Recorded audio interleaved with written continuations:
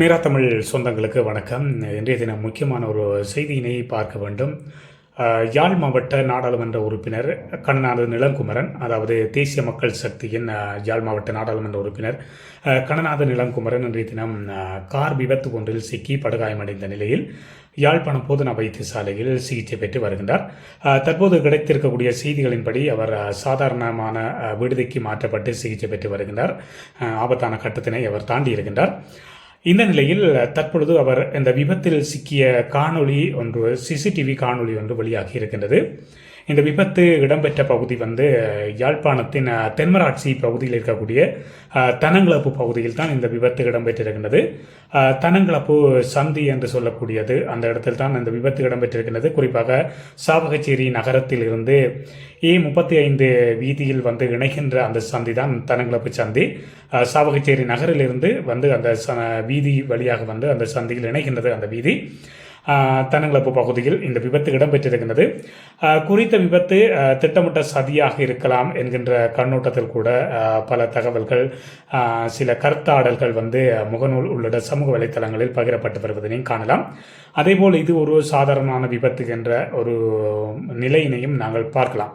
இது எவ்வாறு இருந்தாலும் இது ஒரு சாதாரணமான ஒரு விபத்தா அல்லது திட்டமிடப்பட்ட ஒரு சதி விபத்தா என்கின்ற ஒரு கோணத்தில் போலீசார் விசாரணைகளினை ஆரம்பித்திருப்பதாகவும் கூறப்படுகிறது. தற்பொழுது அந்த விபத்தை ஏற்படுத்திய அந்த மகேந்திரா ரக வாகனத்தின் சாரதி கைது செய்யப்பட்டிருப்பதாகவும் கூறப்பட்டிருக்கின்றது. குறிப்பாக 2 வாகனத்தினையும் ஓட்டிய சாரதிகளிடம் நடத்தப்படக்கூடிய விசாரணைகளில் இருந்து உண்மையான தகவலினை பெறலாம் என்றும் சொல்லப்படுகின்றது. சரி, நமது கண்ணோட்டத்தில் இது உண்மையிலேயே விபத்தா அல்லது திட்டமிடப்பட்ட ஒரு செயலா என்பதனை நாங்கள் பார்க்கலாம். அதற்கு முதல் இந்த வீடியோவினை நாங்கள் பார்த்தால், அந்த வீடியோவினை தெளிவாக பார்க்கின்ற போது சில விடயங்களினை நாங்கள் பார்க்கலாம். அந்த சந்தி என்பது ஒரு முக்கியமான ஒரு சந்தி. குறிப்பாக அதில் வேகத்தினை கட்டுப்படுத்தி செல்ல வேண்டிய ஒரு சந்தியாக இருக்கின்றது. அது மட்டுமில்லாமல் அந்த பகுதி வாகனம் அந்த இடத்தில் இன்னொரு வாகனத்தினை முந்தி செல்லக்கூடாத வகையில் வீதி சமிக்கை குறியீடு அந்த இடத்தில் போடப்பட்டிருக்கிறது. அதாவது தொடர்கோடு அந்த இடத்தில் ஆரம்பமாகின்றது.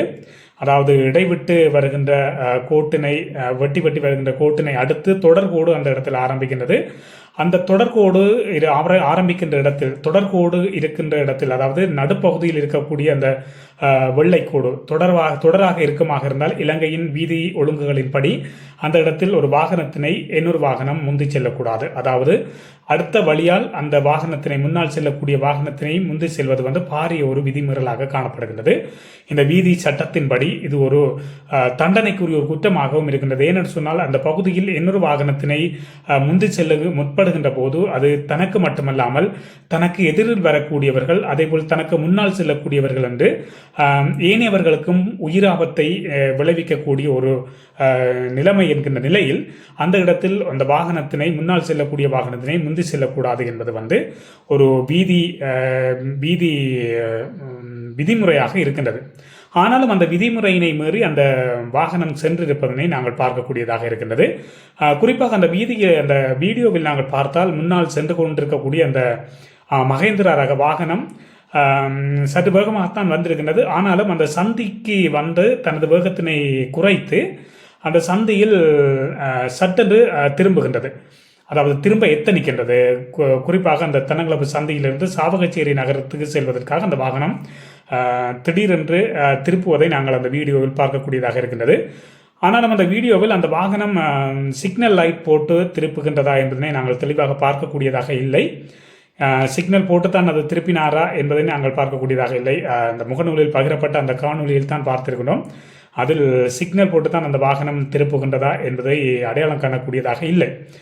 ஆனாலும் சடுதியாக வேகமாக அந்த இடத்தில் சிலோ பண்ணி சடுதியாக அந்த சந்தி வழியாக திரும்ப எத்தனிப்பதனை நாங்கள் பார்க்கக்கூடியதாக இருக்கின்றது. இது ஒரு சாதாரணமாக சாரதிகள் சாதாரணமாக விடக்கூடிய ஒரு பாரதூரமான ஒரு பிழையாக நாங்கள் பார்க்கலாம்.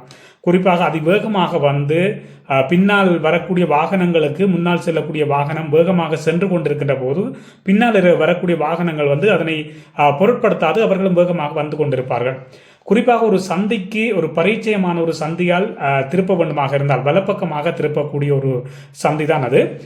அப்படியான ஒரு சந்தியில் சடுதியாக திருப்ப வேண்டுமாக இருந்தால் முன்னால் செல்லக்கூடிய வாகனம் கிட்டத்தட்ட ஒரு 100 மீட்டர் தூரத்திற்கு முன்பதாகவே தனது வேகத்தினை குறைக்க வேண்டும். தனது வேகத்தினை குறைத்து தான் அந்த இடத்தில் திருப்புவதற்கு எத்தனிக்க வேண்டும். ஆனாலும் அந்த முன்னால் சென்று கொண்டிருந்த அந்த வாகனம் இந்த வேகத்தினை சடுதியாகத்தான் குறைத்திருப்பதை நாங்கள் அந்த வீடியோவில் பார்க்கக்கூடியதாக இருக்கின்றது. நல்ல வேகமாக வந்து அந்த சந்தியினை கண்டதும் சடுதியாக குறைத்து அந்த இடத்தில் நடுக்கோட்டுக்கு வந்து அந்த அடுத்த வழிக்கும் அந்த வாகனம் வந்து விட்டது.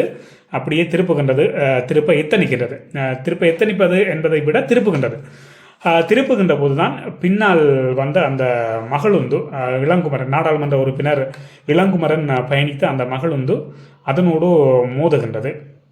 அந்த மகளுந்தும் அந்த இடத்தில் சரியான வேகத்தில் தான் வருகின்றது, அதாவது அதிகமான வேகத்தில் தான் வருகின்றது. குறிப்பாக அந்த இடம் வந்து பார்த்தால் ஒரு நெடுஞ்சாலையாக இருக்கிறது. நாவல்குழி, அதாவது யாழ்ப்பாணத்தின் நாவல்குழியோடு வந்து சந்திக்கின்றது. மன்னார் மாவட்டத்தில், அதாவது மன்னார் யாழ்ப்பாணம் நெடுஞ்சாலை என்று தான் அந்த சாலையினை சொல்வது. அந்த சாலை என்பது வந்து ஒரு நெடுஞ்சாலையாக இருக்கிறது. அந்த இடத்தில் 70 கிலோமீட்டர், அதாவது மணித்தியாலத்திற்கு 70 கிலோமீட்டர் என்கின்ற அளவில் தான் வாகனங்கள் செல்ல வேண்டும். ஆனாலும் இளங்குமரன் அவர்கள் பயணித்த அந்த வாகனம் வந்து 70 கிலோமீட்டர் வேகத்தினையும் தாண்டித்தான் சென்றிருப்பதை நாங்கள் பார்க்கக்கூடியதாக இருக்கிறது. ஏனென்று சொன்னால் அந்த விபத்து இடம்பெற்று அந்த வாகனம் கிட்டத்தட்ட ஒரு 3-4 முறை கரணம் அடித்து இருப்பதனை அந்த காணொளியில் நாங்கள் பார்க்கக்கூடியதாக இருக்கின்றது. ஆகவே இந்த நிலையில் பார்த்தால் முன்னால் சென்று கொண்டிருந்த அந்த வாகனமும் ஒரு பிழையான ஒரு வழியில் தான் சென்று கொண்டிருக்கின்றது. ஏனென்று சொன்னால் ஒரு நெடுஞ்சாலையில் அதிகமான வேகத்தில் வந்து கொண்டிருக்கின்றது.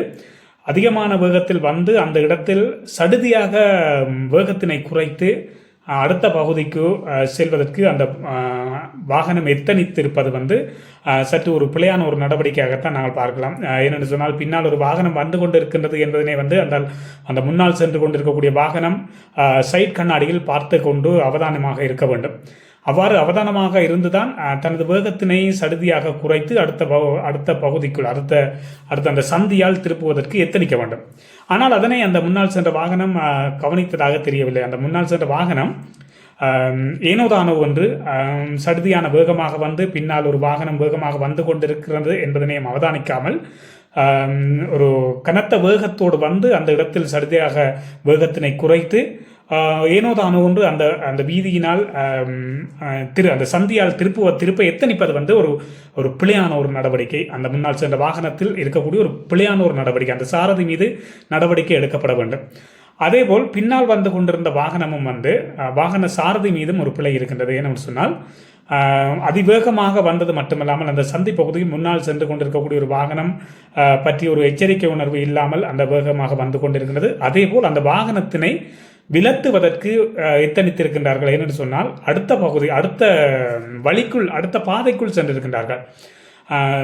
அதாவது நடுவில் நீள்கோடு இருக்கிறது, நடுவில் தொடர்கோடு, வெள்ளை தொடர்கோடு இருக்கின்ற என்பதனை கடந்து அந்த பகுதிக்குள், அந்த அடுத்த வழிக்குள் தமது வாகனத்தினை விட்டு அந்த முன்னால் சென்ற வாகனத்தை முந்தி செல்வதற்கு எத்தனித்திருப்பது வந்து ஒரு பாரதூரமான ஒரு பிழை.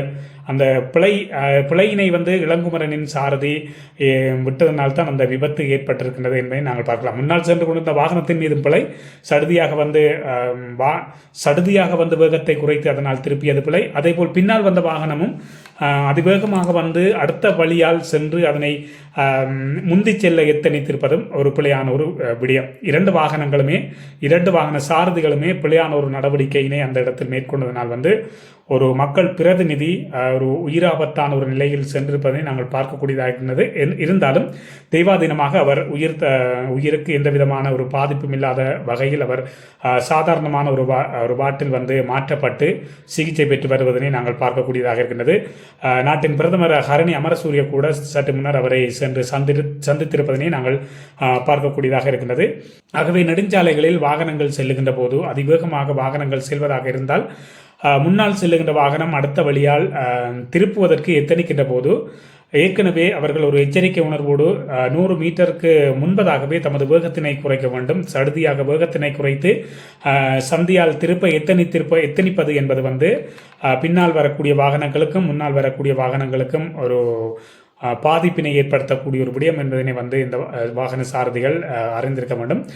சிலர் வந்து இது ஒரு முன்னால் சென்ற வாகனத்தின் சாரதி விட்ட ஒரு பிழை தானே ஒழிய ஒரு சதி நடவடிக்கையாக தெரியவில்லை. ஏன்னு சொன்னால் அவர் திருப்புவது அந்த சந்தியினால் அவர் திருப்ப எத்தனிக்கின்ற போது பார்த்தீர்களாக இருந்தால் அந்த பின்னால் வரக்கூடிய வாகனம் மோதினால் அவருக்கு தான் அந்த சாரதிக்கு தான் ஒரு பாரதூரமான பாதிப்பு ஏற்படும். என்று சொன்னால் சாரதி பக்கம்தான் அந்த பின்னால் வரக்கூடிய வாகனம் மோதக்கூடிய வாய்ப்பு இருக்கின்றது.